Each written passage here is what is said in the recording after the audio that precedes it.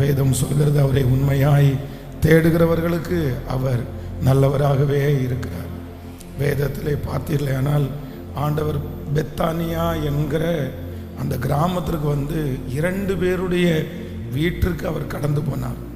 ஒன்று குஷ்டரோகியாக இருந்து சுகமாக்கப்பட்ட சீமோன் அப்படின்ற ஒரு மனுஷனுடைய வீட்டிற்கு ஆண்டவர் கடந்து போனார். இரண்டாவதாக லாசரு, மரியாள், மார்த்தாள் அவங்களுடைய வீட்டிற்கு கடந்து போனார். இந்த 2 வீட்டிலையும் நீங்கள் பார்த்தீங்க அப்படின்னு சொன்னால் வேதம் சொல்லுகிறது, ஒரு விலையேற பெற்ற ஒரு தைலத்தை அவங்களுடைய வீட்டில் உடைப்பாங்க. நீங்கள் ஒன்றை மத்தேயு எழுதின சுவிசேஷம் 26வது அதிகாரத்தினுடைய 6வது வசனத்திலிருந்து 13வது வசனம் வரைக்கும் வாசிக்கலாம்.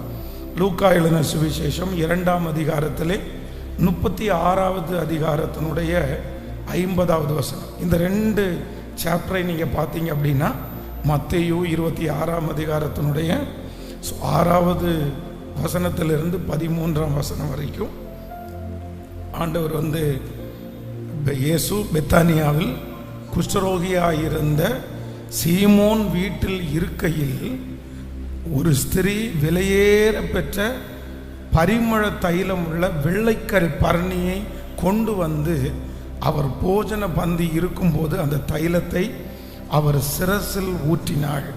நீங்கள் யோவான் எழுதின சுவிசேஷம் 11ஆம் அதிகாரத்தினுடைய 1வது வசனத்திலிருந்து வாசிப்பீர்களே. ஆனால் யோவான் எழுதின சுவிசேஷம் 11ஆம் அதிகாரத்திலே வாசிப்போமே. ஆனால் மரியாளும் அவள் சகோதரியாகிய மார்த்தாளும் இருந்த பெத்தானியா கிராமத்தில் உள்ளவளாகிய லாசரு என்னும் ஒருவன் வியாதிப்பட்டு இருந்தான். கர்த்தருக்கு பரிமள தைலம் பூசி தன் தலைமயிரினால் அவருடைய பாதங்களை துடைத்தவள் அந்த மரியாளே. அவளுடைய சகோதரனாகிய லாசரு வியாதிப்பட்டிருந்தான். ஆனால் இந்த 2 சம்பவத்திலையும் பார்த்தீங்க அப்படின்னு சொன்னால் ஆண்டவர் இந்த மார்த்தாள் மரியாளுடைய வீட்டிலே உடைக்கப்பட்ட இந்த பரிமள தைலம் நிறைய பேருக்கு வாசனை உள்ளதாய் மாறினது. ஆனால் சீமோனுடைய வீட்டிலே உடைக்கப்பட்டது 2மே ஒரே தைலம் தான், 2மே ஒரே பேர் தான், 2மே ஒரே மாதிரி உருவாக்கப்பட்டது தான். ஆனால் ஒரு வீட்டில் பார்த்தீங்க அப்படின்னு சொன்னால் அந்த தைலம் ஒரு பெரிய வாசனை திரவியமாக மாறுது, நிறைய பேருக்கு அது பிரயோஜனமாய் மாறுது. ஆனால் ஒரு வீட்டில் அது ஒரு பெரிய வாசனை கொடுத்ததாக நமக்கு சொல்லப்படவில்லை. காரணம் என்ன அப்படின்னா, சீமோனுடைய வீட்டை குறித்த ஆண்டவர் சொல்லும்போது சொல்கிறாரு, நான் உன்னுடைய வீட்டுக்கு நான் வந்தேன், ஆனால் நீ என்ன பண்ணலை அப்படின்னு சொன்னால் என்னுடைய பாதத்தை கழுவுறதற்கு நீ முன் வரல. ஆனால் இவ்வளோ அப்போ ஆண்டவர் இந்த 2 சம்பவத்திலையுமே ஒரே தைலம்தான், ஒரே மாதிரி உருவாக்கப்பட்டது தான். ஒரு வீட்டிலே அது பெரிய வாசனை கொடுக்கிறது, ஒரு வீட்டில் நிறைய பேருக்கு பிரயோஜனமாய் மாறுறது. ஆனால் இன்னொரு வீட்டில் அந்த அளவுக்கு அது பிரயோஜனமாக மாறலை. காரணம் என்ன அப்படின்னு சொன்னால், இந்த சீமோனுடைய வீட்டில் கடமைக்காக தான் அவன் செய்தான். அப்படின்னா ஆண்டவர் குஷ்டரோகியாக இருந்த சீமோன் அப்படின்னா அவர் ஏற்கனவே குஷ்டரோகியாக இருந்த அந்த மனுஷனுக்கு ஆண்டவர் விடுதலை கொடுத்ததுனால தன்னுடைய விடுதலைக்காக கடமைக்காக சரி ஆண்டவருக்கு ஏதாவது ஒன்று செய்யணுமே, இவ்வளோ செஞ்சுருக்கிறாரே அப்படின்றது மாதிரி செய்கிறான். ஆனால் மார்த்தாள் மரியாளுடைய வீட்டிலே கடமைக்காக அல்ல, ஆண்டவர் மேலே வச்சிருக்கிற அன்புக்காக, ஆண்டவரை நேசிக்கிறதற்காக அவங்க அந்த ஊழியத்தை செய்தாங்க. அதனால அவர்களுடைய வீட்டிலே உடைக்கப்பட்ட அந்த தைலம் அநேகருக்கு வாசனை உள்ளதாய் மாறினது.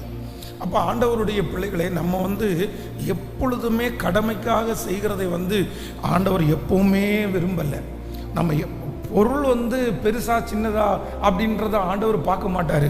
ஆனால் மனசு சின்னதா பெருசான்றதை ஆண்டவர் கண்டிப்பாய் பார்ப்பார்.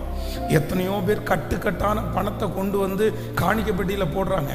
ஆனால் 2 காசு உள்ள விதவை 2 காசை போடுறாங்க. போடும்போது ஆண்டவர் சொல்றாரு, இவர்கள் எல்லாவற்றை பார்க்கலும் இனிதாம்மா நிறைய கொடுத்த.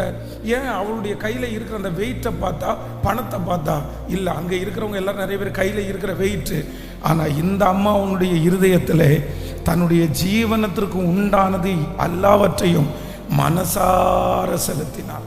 அப்போ ஆண்டவர் வந்து நம்ம இடத்துல என்ன எதிர்பார்க்குறாரு அப்படின்னா, ஒரு ஆராதிச்சாலும், ஒரு பாட்டு பாடினாலும், ஒரு காணிக்கை செலுத்தினாலும், ஒரு ஊழியம் செய்தாலும் எப்படி செய்யணும்னு ஆண்டவர் எதிர்பார்க்குறாருன்னா, மனப்பூர்வமாய் மனதார செய்வதற்கு ஆண்டவரை நமக்கு எதிர்பார்க்கிறார். வேண்டாய் வெறுப்பாய் அல்ல, கடமைக்காக அல்ல, போணுமேன்றதற்காக அல்ல, நான் உற்சாகத்தோடு உமக்கு நான் பலி செலுத்துவேன், நான் உற்சாகத்தோடு உமக்கு பலி செலுத்துவேன். ராஜா வந்து எப்போவுமே பெரிய பெரிய பொறுப்பில் இருக்கிறவர்கள் பார்த்தீங்கன்னா இரவில் தூங்குறதுக்கு அவங்களுக்கு ரொம்ப லேட் ஆகும். அவங்க என்ன தான் சீக்கிரமாக தூங்கணும்னு நினச்சாலுமே ரொம்ப பெரிய பொறுப்பில் இருக்கிறவர்களுக்கு இரவில் வந்து அவ்வளோ சீக்கிரமாக அவங்க தூங்கிட முடியாது.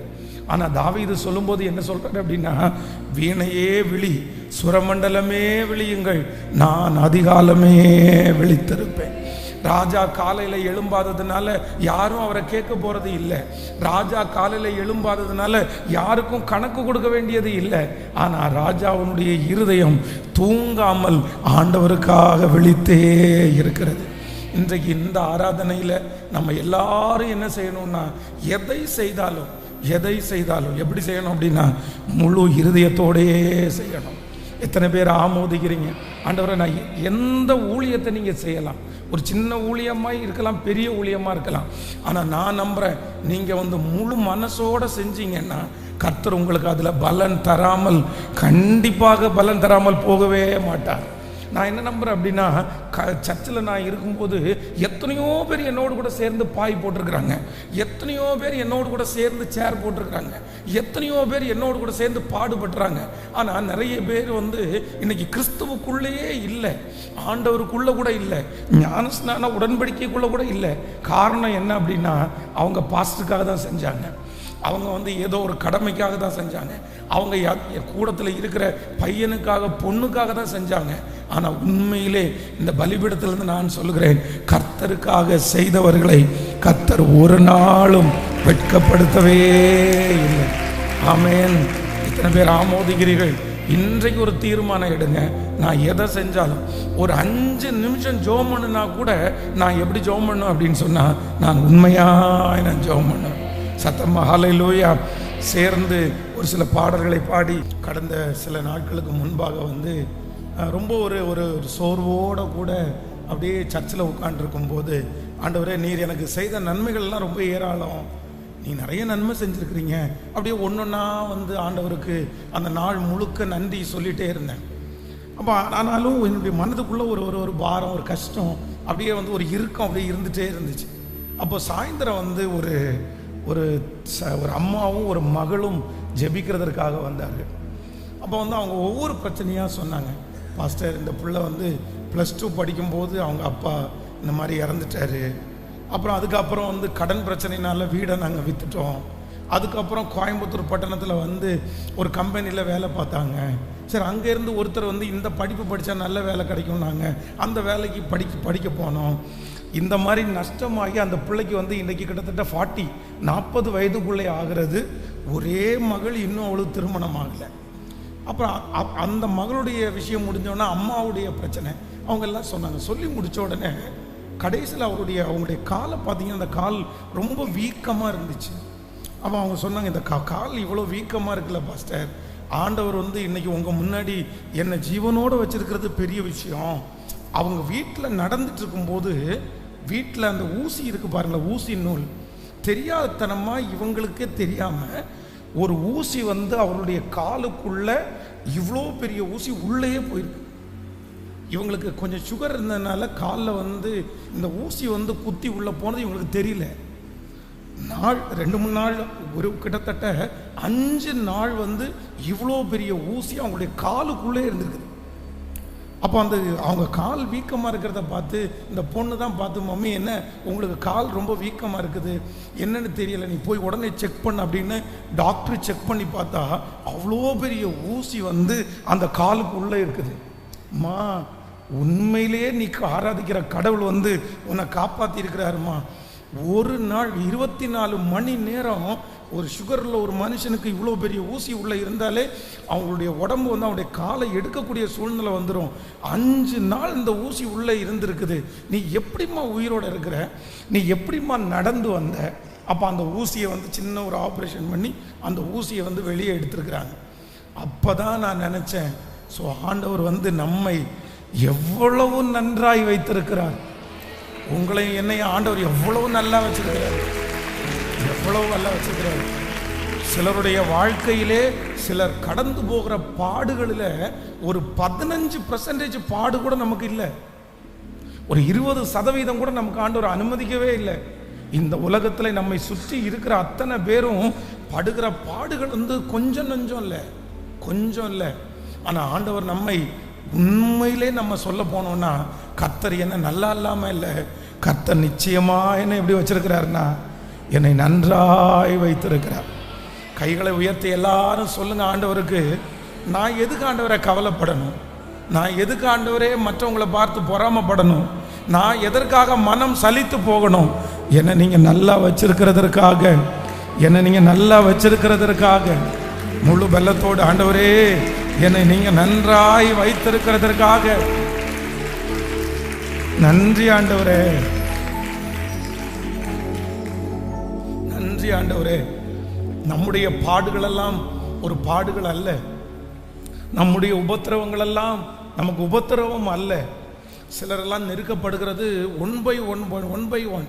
அவங்களுக்கு சொல்லிக்கிறதற்கு, அவங்களுக்கு சாட்சின்னு சொல்லிக்கிறதற்கு ஒன்றுமே இல்லை.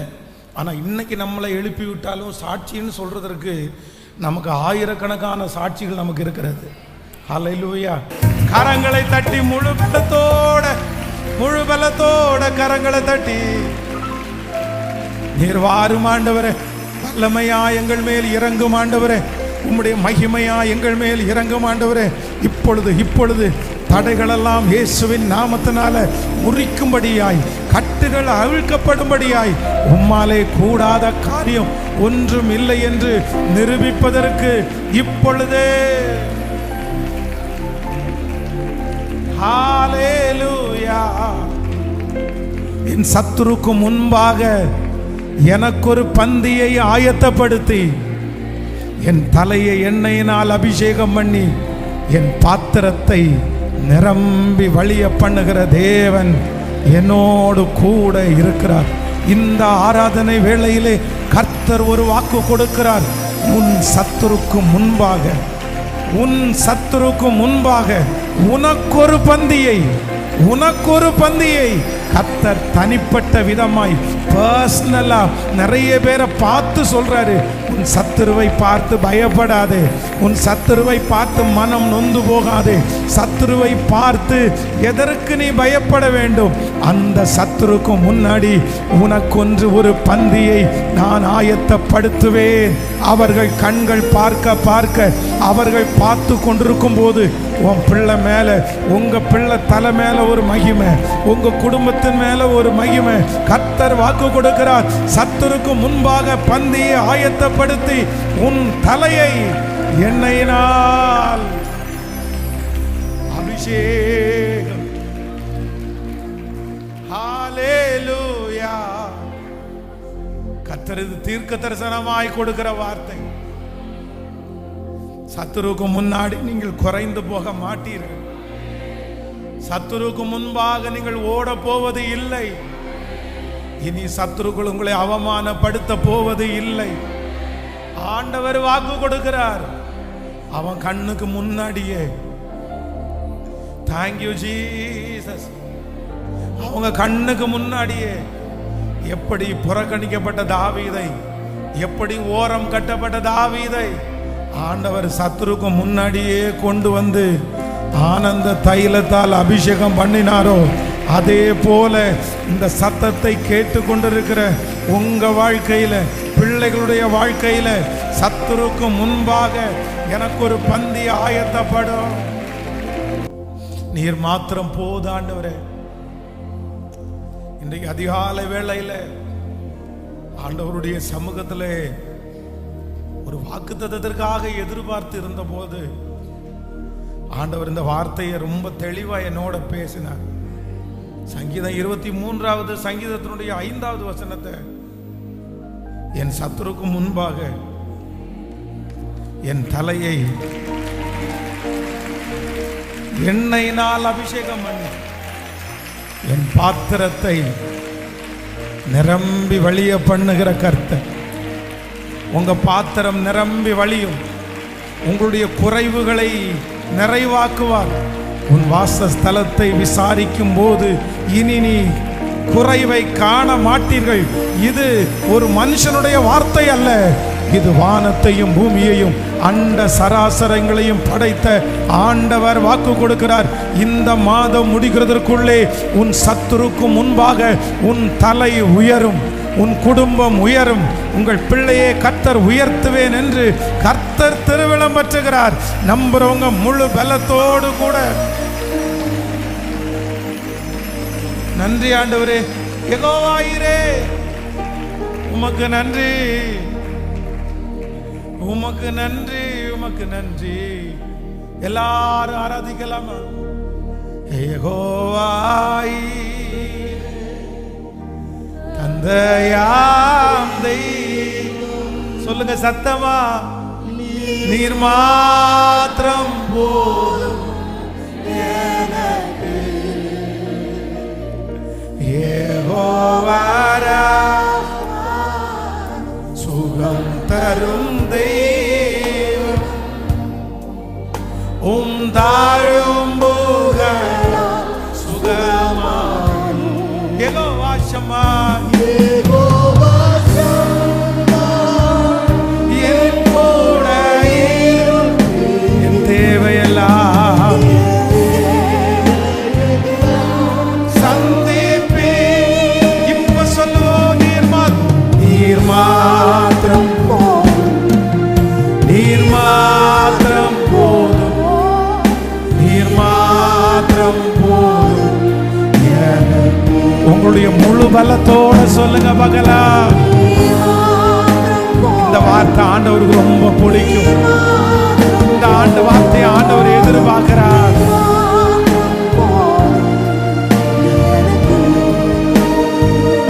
இயேசுவே நீரே என் ஆத்ம நேசர், என் மேல் யாவாளாவு.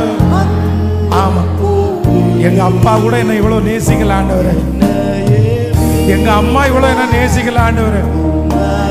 தந்தி உம் அன்பிற்கு இணையில்லையே. இப்ப சொல்லு, என் வாழ்நாள் முழுவதும் உமக்காக வாழ்வேன். நீரே நீரே என்றென்றும் போதும். சொல்லு, என் வாழ்நாள் உமக்காக வாழ்வேன். நீரே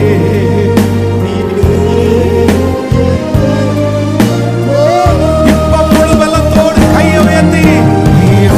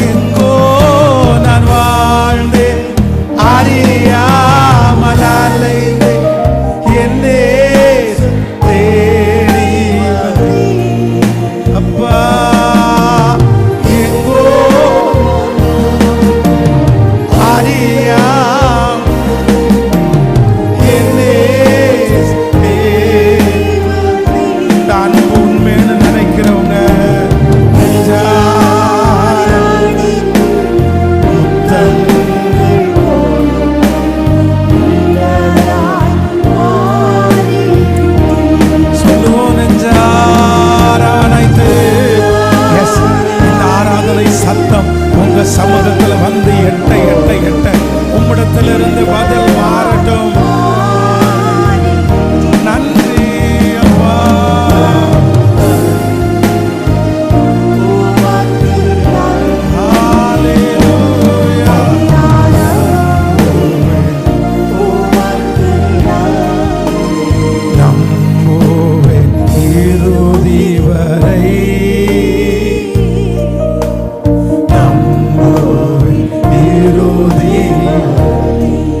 உங்களை மட்டுமே நம்புவேன்.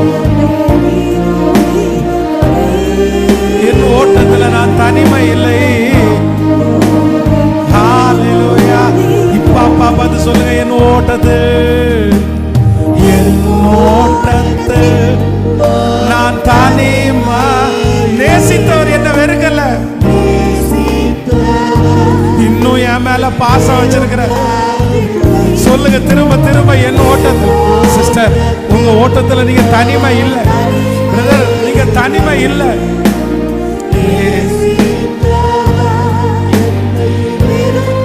தகப்பன் வீட்டில் கொண்டு சேர்த்திடுவார்.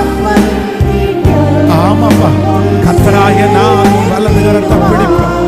குருடரை அவர்கள் அறியாத வழியில நான் அவர்களை நடத்துவேன்.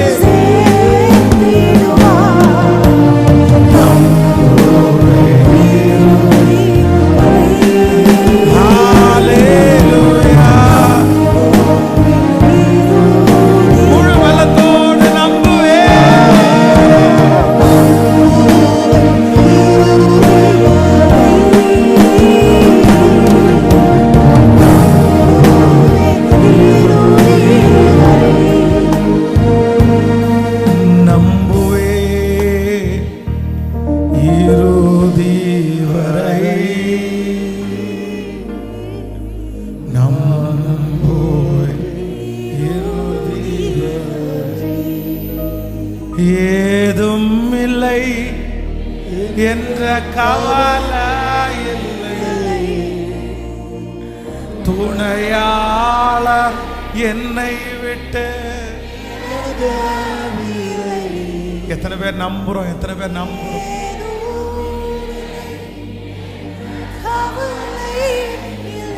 துணையாளர்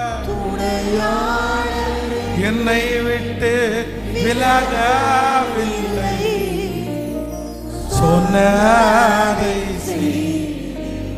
தகப்பனவர், சொன்னதை தகப்பனவர். நம்புவேன் இறுதி வரை, நம்புவேன் இறுதி. சொல்லுவோம், நம்புவேன் நம்புவேன் நம்புவேன் இறுதி வரை. நீ நல்லவர் நல்லவர் நல்லவர் நல்லவர். எஸ், இறுதி வரை நம்முடைய நம்பிக்கைக்குரியவர். அவர் பாதி வழியிலே என்னை விட்டு விட்டு போகிறவர் அல்ல. உபத்திரவத்தை பார்க்கும்போது நிறைய பேர் என்னை விட்டு போவாங்க.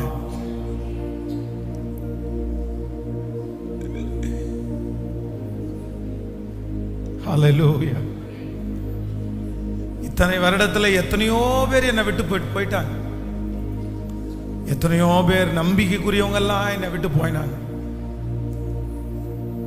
நம்மளே பல நேரங்களில்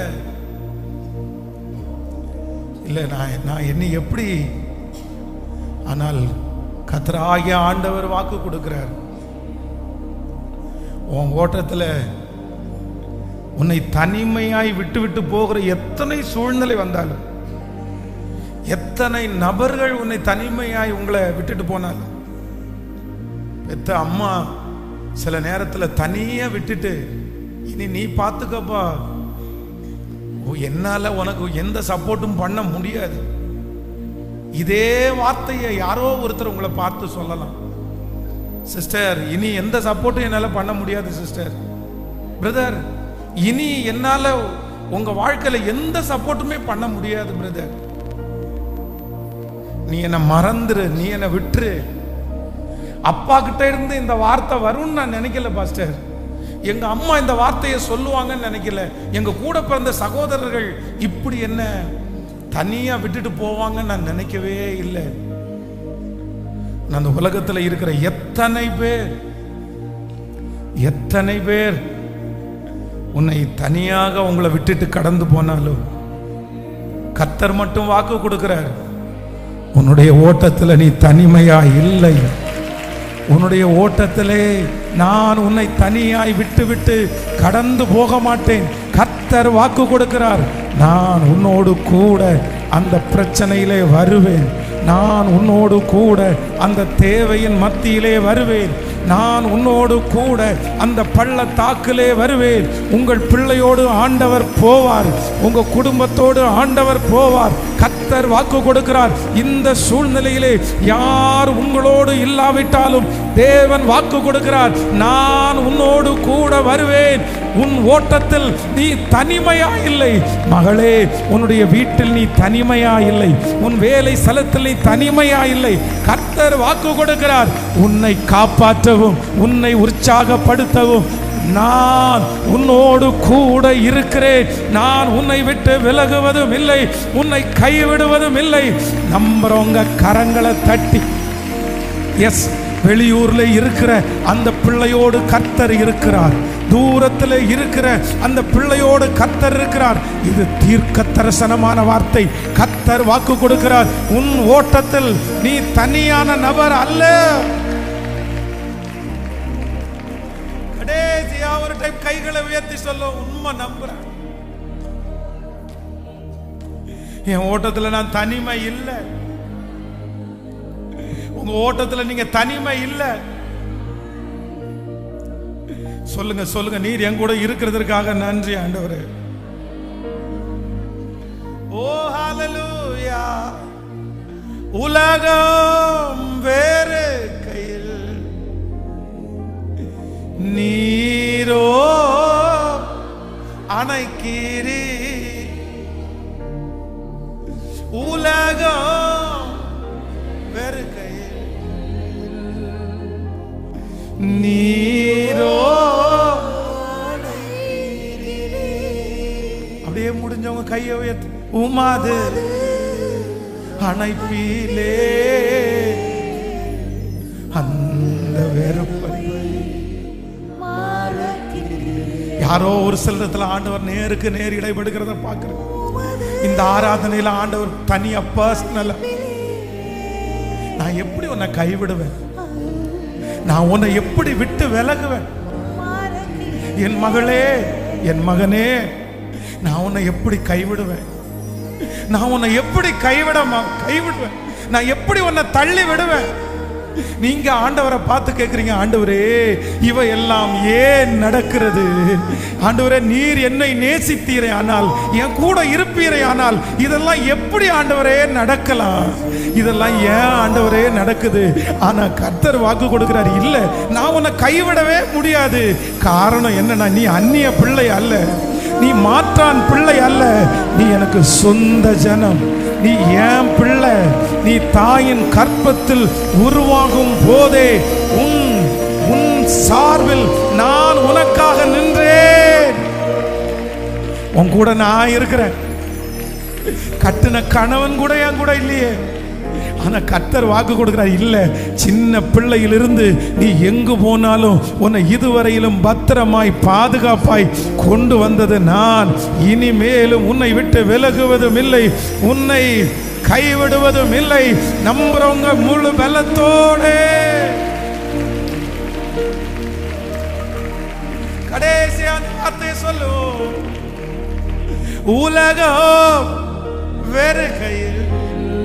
சத்தமா சத்தமா, நீரோ சொல்லுவோ, உலகம் வேறு கையில், நீரோ அணைக்கிறே.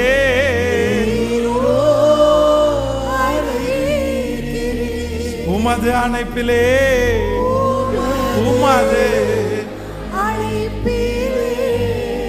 சொல்லுங்க, அந்த வெறுப்பை மறக்கிறேன்.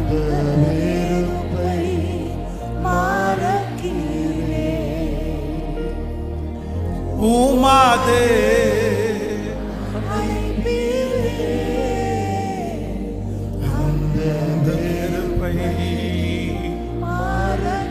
ரெண்டு கரத்தை கூப்பி சொல்லுங்க பகலாம், ஏசையா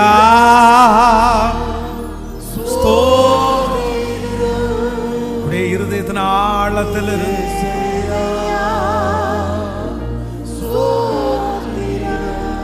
சத்தமா ஏசையா